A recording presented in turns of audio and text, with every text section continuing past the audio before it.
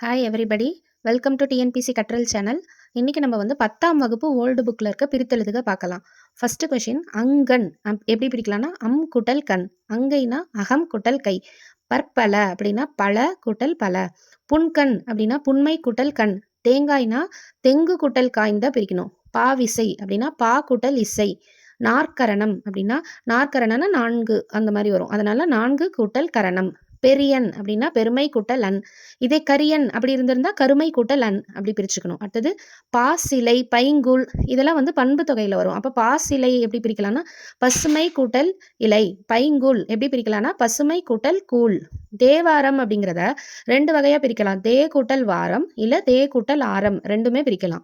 வெள்ளெயிறு அப்படின்னா வெண்மை கூட்டல் எயிறு, எண்கிணங்கள் அப்படின்னா எண்கு கூட்டல் இனங்கள், தண்டலிற்பதம் அப்படின்னா தன்மை கூட்டல் தளிர் கூட்டல் பதம், திண்டிரல் அப்படின்னா திண்மை கூட்டல் திரள், 9 அப்படின்னா இந்த மாதிரி நம்பர்ஸ் வந்தாலே ஃபர்ஸ்ட் பிரிக்கும்போது இங்கே முதல்ல போடும்போது அந்த நம்பர் வந்து ஃபர்ஸ்ட் முழு நம்பராக வர மாதிரி போட சொல்லியிருந்தேன் இல்லையா. இப்போ 9 அப்படின்னா 2 கூட்டல் 9, பாண்டவர் ஐவர், பாண்டவர் கூட்டல் ஐவர், வேரோர் அப்படின்னா வேறு கூட்டல் ஓர், மருத்துப்பை அப்படின்னா மருந்து கூட்டல் பை, கட்பார்வை அப்படின்னா கண் பார்வையை தான் கட்பார்வைன்னு சொல்றாங்க. அப்ப கண் கூட்டல் பார்வை.